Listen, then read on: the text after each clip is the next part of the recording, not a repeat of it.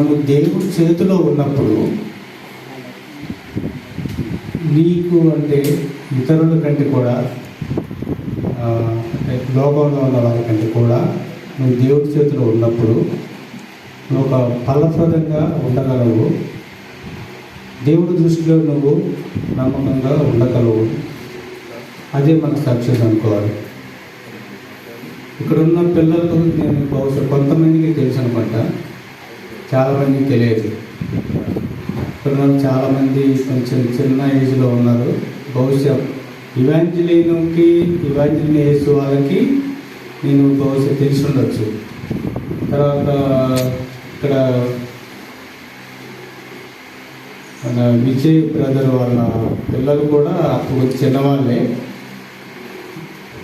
పాలు తెలుసు. ఇంకా కొంతమంది ఉన్నారు. తర్వాత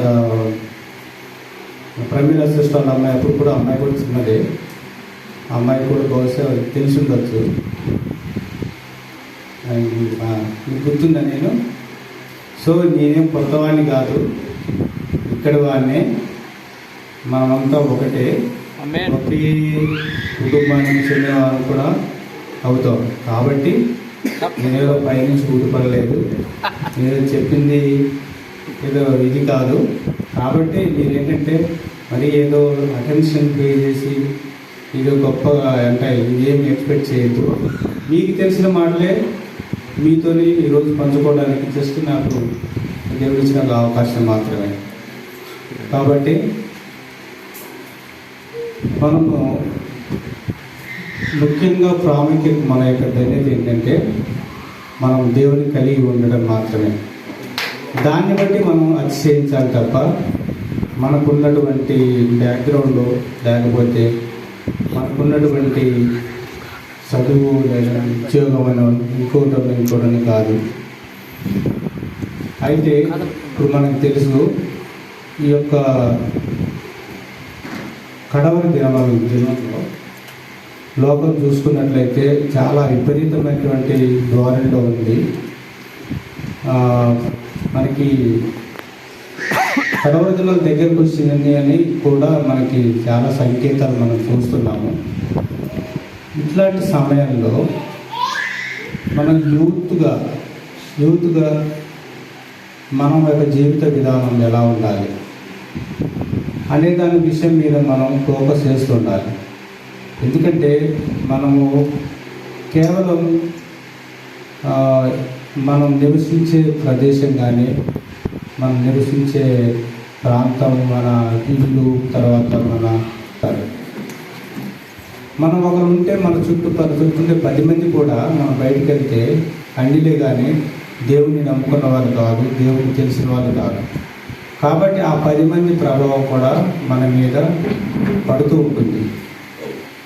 కాబట్టి మనము అప్పుడు మనకి మన యొక్క నడవలసినటువంటి విధానము, మన యొక్క ఆలోచన విధానము ఎలాగున్నది, ఆ 10 మంది యొక్క ప్రభావం మన మీద పడుతుందా, లేదంటే ఏమన్నా మన ప్రభావం వాళ్ళ మీద ఏమైనా పడుతుందా అనేది కూడా ఒకసారి మనం ఆలోచించుకొని ముందుకెళ్ళాలి. మనం ప్రసంగి గ్రంథము 9:11 నుంచి 10 వాక్యం, 2 వాక్యాలు చదువుకుందాం. ప్రసంగి గ్రంథము 11వ అధ్యాయము.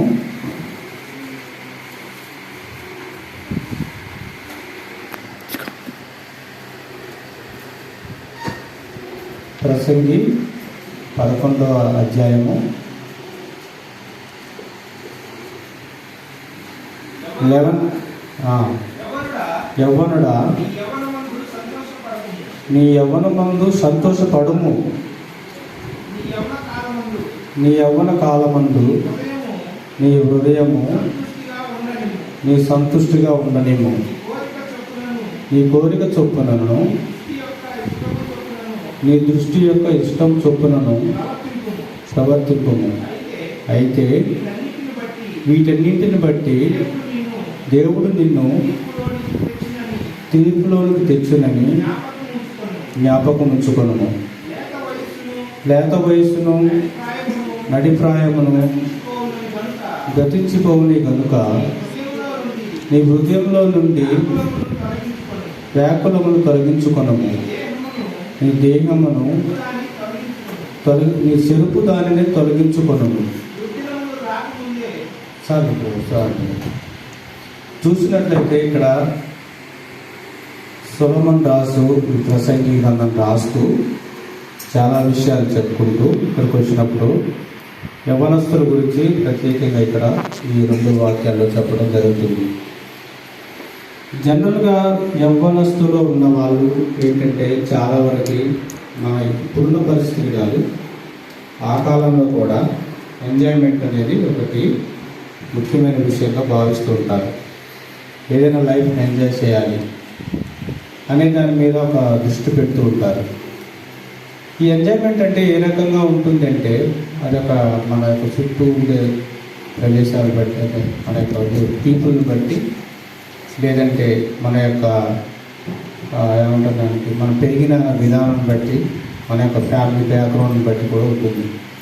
ఒక ధనవంతుడు ఉన్నప్పుడు వాళ్ళ పిల్లల ఎంజాయ్మెంట్ వాళ్ళు సంతోషిస్తారు. అది ఒక పేదవాడు అయినప్పటికీ, ధనం లేకుండా ఉన్నప్పటికీ ఆ పిల్లవాడు కూడా యవ్వనస్తులో ఉన్నప్పుడు ఆయన కూడా ఎంజాయ్ చేస్తాడు, సంతోషంగానే ఉంటాడు. కాకపోతే ఈ ఎంజాయ్మెంట్ అనే దానిలో బట్టి చాలామంది యూత్ ఎంతోమంది చెడిపోతున్నారు. వాళ్ళ యొక్క మార్గాన్ని, వాళ్ళ యొక్క దిశని మార్చుకొని వాళ్ళు పెట్టుకున్న గోల్స్ని కూడా మర్చిపోయి ఎంతగా అంటే చెడిపోయి ఈ లోక సంబంధమైన విషయాలతోనే, స్నేహితులతోనే కలిసిపోయి వాళ్ళు ఏం చేస్తున్నారో వారికి తెలియట్లేదు. మనం చూస్తున్నాం, మనం దేవుడి యొక్క కాపుదలో ఉన్నాము. కాబట్టి ఎంతో కొంత మనకి ఒక దేవుడు మన హృదయాంతరంలో ఇది తప్పు, ఇది చేయకూడదు అని మనకి హెచ్చరిస్తూ ఉంటారు. కానీ దేవుడు తెలియని వాళ్ళకి ఆ విషయం తెలియదు. సరిగ్గా ఏంటంటే వాళ్ళ పేరెంట్స్ కానీ, ఫ్రెండ్స్ కానీ, వాళ్ళ ప్రక్కలు కూడా అక్కడ అదే రకమైన వాళ్ళు పోతుంటారు. కొంతమంది తాగుడు బానిస అవుతుంటారు, కొంతమంది సిగరెట్లు అని, కొంతమంది ఫ్రెండ్స్ అని, రకరకాల వ్యసనాలతో యూత్ ఈ యొక్క దినాల్లో చాలా చెడిపోయి ఉంటున్నారు మనం చూస్తున్నాం. మనం అంటే ఇప్పుడు చర్చిలో ఉన్నంత వరకు చుట్టూ మన ఫ్రెండ్స్ కాబట్టి వాళ్ళు ఎప్పుడూ మనకి మంచిగానే ఉంటారు. కాకపోతే మనం కాలేజ్కి వెళ్తుంటాము, పొద్దున్న చదువు కోసం ఎక్కువ కంట్రీ వెళ్తుంటాము, తర్వాత వేరే ఊరు వెళ్తుంటాము. మన పేరెంట్స్ ఉండరు, మన ఫ్రెండ్స్, మన ఇక్కడ ఉన్న చర్చిలో ఉన్న ఫ్రెండ్స్ ఉండరు, మనకి మంచి చెప్పేవాళ్ళు, చెడు చెప్పేవాళ్ళు ఎవరు ఉండరు. మనం ఒక్కలే ఉంటాం. అప్పుడు ఒక్కలే ఉన్నప్పుడు మన చుట్టూ ఉన్న వాళ్ళ ప్రజలు అంటే లోకానుసారంగా ఉండేవాళ్ళు, వాళ్ళతో తిరగాల్సి వస్తుంది, వాళ్ళతోనే మనం చదువుకోవాలి, వాళ్ళతోనే హాస్టల్లో ఉంటే వాళ్ళతోనే ఉండాలి, వాళ్ళతో మన అన్ని విషయాలు షేర్ చేసుకోవాల్సి వస్తుంది. షేర్ చేసుకున్నప్పుడు వాళ్ళు మనకి చెప్పే విషయాలు కానీ మనని కొన్ని అట్రాక్ట్ చేస్తూ ఉంటాయి, మన యొక్క ఆలోచన విధానాన్ని మారుస్తూ ఉంటాయి. అలాంటప్పుడు మనం చాలా జాగ్రత్తగా ఉండాలి. మనం చెప్పేది, వాళ్ళు చెప్పేది ఒక్కోసారి మనకి తెలిసి తప్పండి, అయినా సరే ఒక్కోసారి ఏం చేసుకుంటామంటే మన యొక్క ఏజ్ కావచ్చు, ఏజ్ ప్రభావం కావచ్చు, లేదంటే చుట్టుపక్కల వాళ్ళు చూసి ఒక వీళ్ళు చేస్తున్నది తప్పే ఉంది అని అనుకోవచ్చు. అయితే మనకి పక్క నుండి మనకి ఉసిపెట్టేటటువంటి లేదా ఏమవుతుంది, మనం వెళ్ళము పబ్బుకి వెళ్దాము, లేకపోతే ఇంకొకటి దగ్గరికి వెళ్దాము, తప్పే ఉంది, అందరూ చేస్తున్న మనం తప్పు చేయట్లేదు కదా, జస్ట్ వెళ్ళి అన్నీ చూసేసి వస్తాము. ఈరోజు చూసి వస్తారు, నెక్స్ట్ టైం వెళ్ళినప్పుడు వాళ్ళు ఎంజాయ్ చేస్తున్నారు కదా, మనం కూడా ఎంజాయ్, అట్లా ఒక మన యొక్క దృక్పథం మారే అవకాశం ఉంటుంది. ఇది ఎప్పుడు అంటే ఇది మనం మంచి చెడు అనే దాని గురించి మనం ఏంటంటే ఆ టైంలో కంట్రోల్ కోల్పోతూ ఉంటాం. ఎందుకంటే ఆ ప్రభావం అలా ఉంటుంది. ఎందుకంటే మంచి కంటే కూడా, దేవుడి కంటే కూడా చెడు అనేది తొందరగా అట్రాక్ట్ అవుతుంది. ఫర్ ఎగ్జాంపుల్ మనం తీసుకున్నట్లయితే ఏదైనా మనంలో ఆదాము అవ్వ ఉన్నారు, మనకి ఒకసారి ఆలోచిద్దాం. ఆదాము అవ్వ వాళ్ళు పాపం చేసి తొలగిపోయినప్పుడు, దేవుళ్ళు పడిపోయినప్పుడు వాళ్ళు ఏ ఏజ్లో ఉన్నారు ఒకసారి ఆలోచించండి. దేవుడు చేయటము వాళ్ళని ఏంటంటే చిన్నపిల్లలు చేయలేదు. ఆదాము అవ్వలు కూడా ఒక మెచ్యూర్ స్టేట్లో, ఒక ఆయన తయారు చేసినప్పుడు వాళ్ళ ఒక ప్రిమిటివ్ స్టేజ్లో కాకుండా ఒక వెల్ డెవలప్డ్ స్టేట్లోనే దేవుడు వాళ్ళనే కాదు, భూమిని కానీ ఆకాశాన్ని చుట్టుపక్కల సృష్టి చేసినప్పుడు కూడా ఒక వెల్ డెవలప్డ్ స్టేట్లోనే దేవుడు తయారు చేశాడు. కానీ అది ఒక చిన్నగా అంటే ఒక ఆదాము కూడా ఒక చిన్న పిల్లలుగా తయారు చేసి వాళ్ళు ఎదిగే వరకు ఇది చేయలేదు. కాబట్టి ఆదాము అవ్వలు కూడా తప్పిపోయినప్పుడు వారు కూడా ఒక రకంగా చెప్పాలంటే యవనస్థంలోనే ఉన్నారు. అయితే ఈ యొక్క సాతాను ప్రభావం ఏదైతే ఉందో వారి యొక్క ఆలోచన విధానాన్ని దేవుడికి ఆదాము ఉన్నటువంటి ఆ యొక్క సన్నిహిత్యాన్ని ఫస్ట్ ఒక డౌట్ ఎక్స్ప్రెస్ చేస్తుంది. డౌట్ అది నిజమా అని అంటే వీళ్ళు ఆలోచిస్తున్నారు అది నిజమేనా కాదా అంటే దేవుడి మీద ఫస్ట్ డౌట్ క్రియేట్ చేసింది. ఆ డౌట్ కాస్త ఏమవుతుందంటే నెమ్మది పెరిగి ఆ యొక్క గ్యాప్ దేవుడికి వీళ్ళకిద్దరికి వచ్చిన గ్యాప్ పెరిగి ఆ యొక్క సర్పానికి వాళ్ళకున్న సన్నిహిత్యం పెరిగి ఆ సర్పం యొక్క మాటలు విని వీళ్ళు ఏమనుకున్నారంటే, సర్పం ఏం చెప్పిందంటే మీరు దేవుళ్ళలాగా తయారవుతారు, మీరు దేవుడి మాదిరిగా అవుతారు, చావరు అని చెప్పినప్పుడు వాళ్ళు ఏమనుకున్నారంటే మేము కూడా దేవుళ్ళలాగా తయారు కావాలి. అంటే అది ఏంటంటే ఒక ఆశ, అది అహం గర్వం అనేది కూడా అనుకోవచ్చు. అది ఒక దురాశ లాంటిది. అది తర్వాత ఆ పండ్లు తినడానికి రీజన్ ఏంటంటే అది ఒక అట్రాక్టివ్ స్టేట్లో కనిపించింది. తినడానికి బాగుంటుంది, రుచి చాలా బాగుంటుంది అనే ఒక తలంపులో ఉండవచ్చు. ఇక్కడ మనకు ఒక విషయం అర్థం చేసుకోవాలి. ఆ తోటలో కొన్ని వేల ఫలాలు ఉన్నాయి, కొన్ని వేల చెట్లు ఉన్నాయి. ఆ వేల చెట్లు, వేల లక్షల చెట్లు ఉన్నప్పుడు, వేల లక్షల ఫలాలు ఉన్నప్పుడు ఆ వేల లక్షల ఫలాలు నువ్వు ఏదైనా తినమని చెప్పినప్పుడు దేవుడు ఇది ఒక్కదాన్ని తినొద్దన్నప్పుడు నీ యొక్క ఆప్షన్ ఎంత శాతం ఉంది తప్పు చేయడానికి? 0%, 0.00001% తప్పు, అంత స్కోప్ ఉన్నది తప్పు చేయడానికి. నువ్వు తప్పు చేయకుండా ఉండటానికి అంటే మనకి 1% తప్పు చేసే అవకాశం ఉంటే తప్పు చేయకుండా ఉండడానికి నీకు 99% అక్కడ అవకాశం ఉన్నప్పుడు నువ్వు తప్పు చేసావంటే, నువ్వు దేవుడు చెప్పిన మాట నమ్మకం లేదు, తప్పు చేసావంటే అది నీ బుద్ధిపూర్వకంగా నువ్వు చేసినట్టు కాదు అది. కాబట్టి ఏంటంటే దేవుడు వారిని శిక్షించాడు, అక్కడి నుంచి తోలి బయటికి పారవేశాడు. కాబట్టి మనము మన యొక్క జీవితాల్లో మనం తప్పు చేయటానికి 1% ఉంటుంది, తప్పు చేయకుండా ఉండడానికి 99% ఉంటున్నాయి.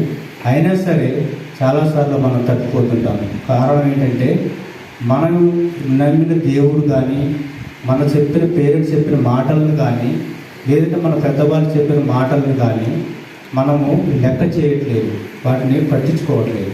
అందుకనే ఇక్కడ ఈ వాక్యం చూసినప్పుడు యవ్వనమందు సంతోషపడము, నీ యవ్వన కాలం నీ హృదయం సంతుష్టిగా ఉండనిమ్ము, నీ కోరిక చొప్పున నీ దృష్టి యొక్క ఇష్టం చొప్పున ప్రవర్తింపము. అయితే వీటన్నింటిని బట్టి దేవుడు నిన్ను తీర్పులు తెచ్చునని జ్ఞాపకం ఉంచుకోను చెప్తున్నాడు ఇక్కడ దేవుడు. నువ్వు సంతోషంతో ముందు నువ్వు ఇక్కడ మనం పాటలు పాడుతున్నాం, దేవుని స్థుతిస్తున్న సంతోషం కలగట్లేదా? మన ఫ్రెండ్స్తో ఇక్కడ చర్చిలో ఉంటున్నాం, మాట్లాడుకుంటాం, ఎన్నో జోకులు వేసుకుంటాం, నవ్వుకుంటూ సంతోషం ఉండట్లేదా? మరి ఇది సంతోషమే కదా. మరి ఇంతకంటే ఈ సంతోషం కాకుండా నీకు వద్దన్నది తర్వాత ఏదో లోక సంబంధమైన దాని గురించి కోరుకోవాల్సిన అవసరం ఏముంది అంటే, మనము తప్పిపోకుండా ఛాన్సెస్ ఉన్నా సరే ఎందుకు మనం ఒకసారి తప్పిపోతున్నామంటే కేవలం మన యొక్క ఏమంటారంటే అజాగ్రత్త, లేదంటే దేవుణ్ణి ధిక్కరించడము, లేదంటే మన తల్లిదండ్రుల మాటలు లెక్క చేయటము, ఇదన్నట్టు. కాబట్టి మన యొక్క స్వభావం మనము ఎప్పుడైనా సరే మనం దేవుడు వాక్యం చెప్తుంది హృదయం అనేది మోసకరమైనదని. అది ఎప్పుడు కూడా మనకి మన హృదయంలో ఉన్నట్టు కొన్నిసార్లు మనం అంటే మన మనస్సాక్షి చెప్తూ ఉంటుంది అది చేయకూడదు, తప్పు పక్క చెప్తున్నా సరే మనం చేయాలి అనేది ఒక తలపు కూడా మనకు వస్తుంటుంది. అది మన రకరకాల ప్రభావం మనం తిరిగేటి మన చుట్టుపక్కల మన అందాలు అనుకున్నట్లు మన లోకం కావచ్చు, మన ఫ్రెండ్స్ కావచ్చు, లేకపోతే ఇంకొకరు కావచ్చు, మనం చూసే కొన్ని సంఘటనలు కావచ్చు, లేదా మనం చూసే టీవీలో, లేదా ఇంకోటి ఏదో ఒక విషయం అనేది మనని ఎల్లప్పుడూ తప్పు చేయడం ట్రై చేస్తూనే ఉంటుంది. కాకపోతే దాని నుంచి మనం తప్పు చేయకుండా ఉండడానికి కూడా మనకి మన మనస్సాక్షి డ్రైవ్ చేస్తూనే ఉంటుంది, చేయొద్దు అని. మన యొక్క వాక్యం కూడా మనకి చెప్తూ ఉంటుంది. ఒకసారి మనం 119 చూద్దాం ఒకసారి. 119 కీర్తన 9వ వాక్యం చూడండి. యవనస్తులు దేని చేత తమ నడతను శుద్ధిపరుచుకొందురు, ఈ వాక్యమును బట్టి దానిని జాగ్రత్తగా చూసుకుంటున్న చేతనే కదా. చూడండి, ఇక్కడ కీర్తనకారుడంతా ఇదిగా మాట్లాడుతున్నారు యవనస్తుల గురించి. యవనస్తులు దేని చేత తన నడతను శుద్ధిపరుచుకొందురు. వారు ఒకవేళ మనం తప్పే చేసాము, లేదంటే ఒక ఫ్రెండ్తోని మనం బయటకు వెళ్ళాము, మన పేరెంట్స్ తెలియకుండా అక్కడ ఏ తప్పు చేయకపోయినా కానీ మనం దాస్తున్నాం మన పేరెంట్స్కి. నేను ఇక్కడికి వెళ్ళానని చెప్తే మనం తిడతారు, లేదంటే ఇంకో కోపడతారు, ఇంకోటి చెప్పటం మానేసినప్పుడు ఏమవుతుంది, మన పేరెంట్స్ మనకి ఒక గ్యాప్ కమ్యూనికేషన్ అనేది పెరుగుతుంది. నువ్వు ఒకటి విషయాన్ని దాస్తున్నావు అంటే మన పేరెంట్స్కి మనం తప్పు చేస్తున్నట్టు లెక్కేది. నువ్వు నిర్భయంగా చెప్పలేనప్పుడు అది తప్పనే కదా. నీ దృష్టిలో నువ్వు అనుకున్నట్లు అది తప్పే కదా. కాబట్టి మనము చేసే ప్రతి మన పేరెంట్స్తో పంచుకునే విధంగా లేదు అంటే నువ్వు దారి తప్పుతున్నావు, నీ నడత కరెక్ట్గా లేదు అనేది. అప్పుడు మనం ఆలోచించుకోవాలి. ఇక్కడ దేవుడు మనకి వాక్యం ద్వారా మాట్లాడుతున్నాడు. యవనస్తుల దేని చేత నీవు నడతను శుద్ధిపరుచుకుంటూ అన్నప్పుడు నీ వాక్యమును బట్టి దాన్ని జాగ్రత్తగా చూసుకున్నట్టు చేతనే కదా. కాబట్టి దేవుని యొక్క వాక్యాన్ని మనం చేత పట్టుకున్నప్పుడు, దేవుని యొక్క వాక్యాన్ని మనం గుర్తుంచుకున్నప్పుడు, ఆ వాక్యానుసారంగా జీవించాలని కోరిక మనలో ఉన్నప్పుడు మనం ఒకవేళ తప్పిపోయినా మనం సరి చేసుకోగలం. కేవలం ఒకటి గుర్తుపెట్టుకోండి, ఈ లోకంలో ఏ వ్యక్తి చెప్పిన మాట కానీ, లేదంటే ఒక జ్ఞానవంతుడు, లేకపోతే ఒక గొప్ప పెద్ద ఆయన, ఒక ధనవంతుడు, వీళ్ళు ఎవరు చెప్పినా సరే అదే మంచిదని మనం అనుకోవడం అనేది కాదు. ఏదైతే దేవుడు చెప్తున్నాడో అది మాత్రమే కరెక్ట్. మన యొక్క ప్రవర్తన కానీ, లేదంటే మన యొక్క ఒక నడుచుకునే విధానాన్ని కానీ మనం రిఫరెన్స్ పెట్టి చూసుకోవాల్సింది దేవుడు వాక్యమే. కానీ ఒక వ్యక్తిని చూసి మనం రిఫరెన్స్గా తీసుకోవద్దు. అతను అలా ఉన్నాడు కదా, నేను కూడా అలాగానే ఉండాలని మోడల్గా తీసుకోవద్దు. లేదంటే ఒక వ్యక్తి ఈ మాట చెప్పాడు కదా, ఆ మాట బాగుంది, దాన్ని నేను రిఫరెన్స్గా తీసుకుంటున్నాను, అది నాకు ఇన్స్పిరేషన్. కొంతమంది లోకాలు చెప్తుంటారు, ఫలానైనా నాకు అబ్దుల్ కలాం నాకు ఇన్స్పిరేషన్ అని, లేదంటే నాకు ఒక వివేకానంద నాకు ఇన్స్పిరేషన్ అని చెప్తూ ఉంటారు. కానీ మనం ఇన్స్పిరేషన్గా తీసుకోవాల్సింది వ్యక్తులను కాదు, మనం ఇన్స్పిరేషన్ తీసుకోవాల్సింది దేవుని వాక్యాన్ని. మన యొక్క క్యారెక్టర్ని డిసైడ్ చేసుకోవాల్సింది మనం రిఫరెన్స్గా తీసుకునే పాయింట్ అనేది ఒక వ్యక్తి చెప్పిన మాటలను కానీ ఒక వ్యక్తిని కాదు. మీరు తీసుకోవాల్సి వస్తే ఒకవేళ రిఫరెన్స్గా తీసుకోవాల్సి వస్తే ఆ రిఫరెన్స్ అయిన వ్యక్తి యేసుక్రీస్తు మాత్రమే. మనమే ఎప్పుడైనా సరే మనం చూస్తుంటాం, మన యొక్క జీవితాలు ఎంతోమంది క్రైస్తవులు చూస్తాం, క్రైస్తవులు కూడా చూస్తుంటారు. వాళ్ళు క్రైస్తవులు కదా, వాళ్ళు అలా చేస్తున్నారు కదా, నేను కూడా అలా చేయొచ్చు కదా, నేను ఎందుకు చేయకుండా ఉండాలని అంటుంటారు. మనం చూడాల్సింది మన క్రైస్తవులను, లేకపోతే మన చుట్టుపక్కల క్రైస్తవులు కాదు. మనం రిఫరెన్స్గా తీసుకోవాల్సింది క్రైస్తువులు చూడాలి, క్రైస్తవులను కాదు. ఎందుకంటే క్రైస్తవులు కూడా ఒకసారి తప్పిపోతుంటారు. కాబట్టి మన రిఫరెన్స్ అయినా, మన మార్గమైనా, మన యొక్క మార్గదర్శి అయినా క్రీస్తే కానీ, క్రీస్తు చెప్పిన వాక్యమే కానీ మనం మరి ఒకటి కాదు. ఈ లోకం కాదు, లోకంలో ఉండే ధనవంతుడు కాదు, లేదంటే ఇంకోరు కూడా కాదు. కాబట్టి మనము ప్రాముఖ్యంగా ఒక దేవుడు తెలుసుకున్న బిడ్డలుగా మనం లోకంలో తిరుగుతుంటాము. లోకంలో ఉన్నటువంటి పరిస్థితులు చాలా దారుణంగా ఉంటున్నాయి. అయినప్పటికీ దేవుడు మనకు వాక్యం ద్వారా చెప్తున్న విషయం ఏంటంటే, పాముల వలె వివేకంగా మనం నడుచుకోవాలి. ఎలా ఉంటుంది లోకము అంటారు కదా, తోడేళ్ళు, గుర్రతూరు కప్పుకున్న తోడేళ్ళు లాంటి లోకంలో మనం జీవిస్తున్నాం. మన జీవన విధానం అనేది ఎప్పుడైనా సరే క్రీస్తుని పోలి ఉండాలి. మనము ఎప్పుడైనా సరే రెండో రాకల్లో క్రీస్తు వచ్చినప్పుడు ఆయన యొక్క రాజ్యంలో మనం ఎత్తబడే సంఘంలో ఉండాలి అంటే ఆయన స్వారూప్యంలోకి మనం మార్చబడాలి. ఆయన స్వారూప్యంలోకి మార్చబడాలి అంటే దానికి ఒక సాధనం కానీ ఆయుధం అనేది లేదు, కేవలం వాక్యమే దేవుడే. మనకి దేవుడే రిఫరెన్సు, దేవుడి వాక్యమే మనకి రిఫరెన్సు. కాబట్టి ప్రతి ఒక్క ఇక్కడున్న బిడ్డలు, చిన్నపిల్లలు ఉన్నారు, యవనస్తులు ఉన్నారు, పెద్దవాళ్ళు కూడా ఉన్నారు. అందరికి తెలిసిన విషయాలే. కాకపోతే ఏంటంటే మరి మనం ఒక్కసారి గుర్తు చేసుకున్నప్పుడు మనకి కొన్ని ఒక్కోసారి ఒక ఇన్స్పిరేషన్ లాగా వస్తుంటుంది. ఆ ఇన్స్పిరేషన్ కూడా దేవుడు వాక్యమై ఉండాలి, దేవుడై ఉండాలి. కాబట్టి ఈ అవకాశం ఇచ్చినందుకు చిన్న నేను చదివిన ఒక చిన్న సాక్ష్యం పంచుకొని ముగిస్తాను. ఆస్ట్రియా అనే ఒక కంట్రీలో నేను ఒకసారి అంటే ఒక ఏదో పేజ్ చదువుతున్నప్పుడు, ఏదో ఒక వెబ్సైట్లో చదువుతున్నప్పుడు ఒక సాక్ష్యం చూశాను ఒక అమ్మాయికి. ఆ అమ్మాయి ఏంటంటే ఆస్ట్రియా అనే కంట్రీలో యవనస్తురాలు, క్రిస్టియన్ ఫ్యామిలీనే. ఆ కుటుంబంలో ఉన్న వాళ్ళ మదరు ఆమె ఉంటారట కుటుంబంలో. చర్చ్కి వెళ్ళే వాళ్ళకి వెళ్తూ ఉన్నప్పుడు ఏమవుతుందంటే ఆ యవన ఏజ్లో ఉన్నప్పుడు ఆ పాప ఏమవుతుందంటే వాళ్ళ ఫ్రెండ్స్తో కలిసి ఇట్లాగా కాలేజీకి వెళ్ళినప్పుడు కానీ పబ్బులకి తిరగటము, బాయ్ ఫ్రెండ్స్ మెయింటైన్ చేసుకుంటూ చాలా దారుణంగా తిరిగిన సమయంలో అయితే ఆమెకి వాళ్ళ మదరు, తర్వాత వాళ్ళ చర్చ్ మెంబర్స్ కానీ పాస్టర్స్ కానీ కొంతమంది కొంచెం కౌన్సిలింగ్ చేసి అది మంచిది కాదని చెప్పినప్పుడు అమ్మాయి మారడం జరిగిన తర్వాత ఆమె చేసిన తప్పు ఏంటంటే యాక్చువల్గా రిపెంట్ అయింది. నేను చేసింది కరెక్ట్ కాదు, నేను చేసింది దేవుడు నాకు ఈ విషయం చెప్తున్నా సరే నేను ఎందుకు ఇలా చేశాను అనేది ఒక రిపెంటెన్స్ అనేది ఆ యొక్క మైండ్లో వచ్చింది. అంటే వీళ్ళు చెప్పినందుకని కాదు, ఆమెంతటా ఆమె తెలుసుకుంది, ఆమె తప్పు తెలుసుకుంది. కాబట్టి నేను అలా చేయకూడదు, నా కోసం దేవుడు, నాలాంటి వాళ్ళ కోసం దేవుడు చనిపోయి నాకు ఇంత రక్షించగలిగాడు, దేవుడు త్యాగం చేశాడు. నేను ఆయన రక్షణను నిరర్థకం చేసుకోనుకున్నాను, నాకు తెలిసి కూడా నేను తప్పు చేశానని ఒక హృదయంలో ఒక లోతైనటువంటి బాధ, ఒక రిపెంటెన్స్ రావడం జరిగింది. ఆ తర్వాత అమ్మాయి ప్రతిదినం కూడా రెగ్యులర్గా చర్చ్కి వెళ్తూ ప్రేయర్ చేసుకుంటూ అలా కంటిన్యూ అవుతుంటే కొంతకాలం తర్వాత వాళ్ళ మదరు చర్చికి రావడం మానేసిందంట.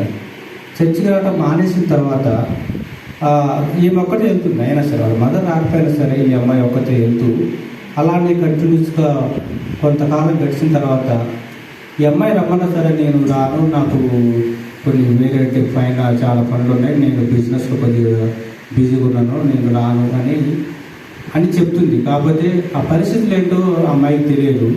కానీ ఎందుకు రావట్లేదు అనేది రాకపోవడం వల్ల ఈ అమ్మాయి బాధపడుతుంది, చాలా బాధపడుతూ కన్నీరుతో ప్రార్థన చేస్తూ మా అమ్మాయి ఎందుకు రావట్లేదు, నా గురించి ఇంతగానం చేసేది మా అమ్మ ఎందుకు రావట్లేదు, దేవుని ఎందుకు దూరంగా వెళ్తుంది అని ఈ అమ్మాయి చాలా కాలం కన్నీటితో ప్రార్థన చేస్తూ దేవుణ్ణి అడిగినప్పుడు కొంతకాలం తర్వాత వాళ్ళ మదర్ కూడా ఆమె తప్పు తెలుసుకొని చర్చికి రావడం మొదలుపెట్టింది. అయితే ఆ విషయాన్ని వాళ్ళ పాస్టర్ గారితో కూడా షేర్ చేసుకోవడం జరిగింది. షేర్ చేసుకున్నప్పుడు ఆ పాస్టర్ గారు అన్నారు, మనం పిల్లలు తప్పిపోతుంటారు, జనరల్గా పిల్లల గురించి ప్రార్థన చేసి తల్లిదండ్రులు ఎంతోమంది ఉన్నారు. అయితే ఇక్కడ ఒక పేరెంట్స్ గురించి ప్రేయర్ చేస్తూ యవనస్తురాలై ఉండి కూడా తను ఒక తప్పు తెలుసుకొని తను అలా ఉండి తన పేరెంట్స్ని కోసం ప్రేయర్ చేస్తూ ఈమె చాలా ఆదర్శంగా ఉంది అని అక్కడ వాళ్ళ పాస్టర్ గారు చెప్పడం జరిగింది.